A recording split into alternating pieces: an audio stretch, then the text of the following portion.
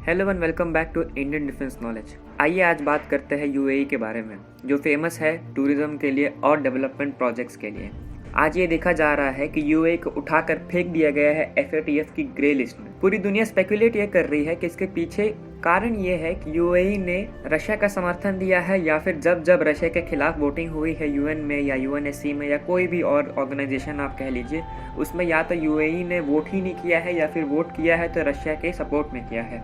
मगर एफएटीएफ की तरफ से ये बयान आता हुआ दिखाई दे रहा है कि एफएटीएफ ने ऐसा इसीलिए किया क्योंकि यूएई पे बहुत ही बड़े बड़े मनी लॉन्ड्रिंग के चार्जेस हैं। एफएटीएफ की पहल ये है कि वो चाह रहे हैं कि जितने से जितने हो सके देशों पर वो कंट्रोल कर सके, ताकि ये देश टेरर फंडिंग, टेरर फाइनेंसिंग या फिर मनी लॉन्ड्रिंग जैसे बेकार और घटिया किस्म के काम ना कर सकें। सिर्फ और सिर्फ इसी कारण के लिए एफएटीएफ कह रहा है कि उन्होंने यूएई को डाला है ग्रे लिस्ट पर। ग्रे लिस्ट में और भी बहुत से मेंबर शामिल हैं, जैसे कि जॉर्डन, जमैका, म्यांमार, फिलीपींस और सदाबहार पाकिस्तान।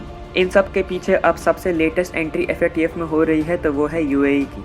हालांकि यूएई की सरकार ने ये स्टेटमेंट इशू किया है कि वो सारी चीज़ें करेंगे जिससे कि मनी लॉन्ड्रिंग के जो चार्जेस हैं उनके ऊपर वो उठ सके, प्लस वो सारे ठोस और कठोर कदम लेंगे ताकि मनी लॉन्ड्रिंग और ऐसे कोई भी काले करतूत उनके देश में हो ही न। पहले क्या होता था कि यूएई में कोई भी फेडरल कॉर्पोरेट टैक्स नहीं था, इसीलिए कोई भी कंपनी बाहर से आके यूएई में बस सकती थी और अपनी खड़ी कर सकती थी।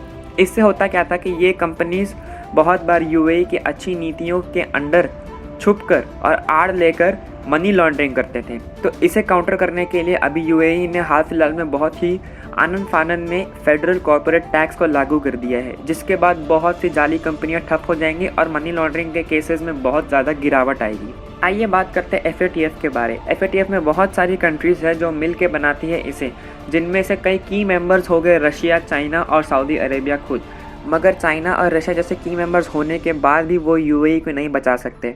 हालांकि रशिया की खुद अभी के लिए एफएटीएफ की मेंबरशिप खतरे में है और एफएटीएफ में बात ये भी चल रही है कि कुछ समय बाद वो लोग उठाकर रशिया को एफएटीएफ से बाहर फेंक दें, और जैसे ही एफएटीएफ को वो बाहर फेंकेंगे या तो रशिया जाएगा सीधा एफएटीएफ की ग्रे लिस्ट में या ब्लैक लिस्ट में।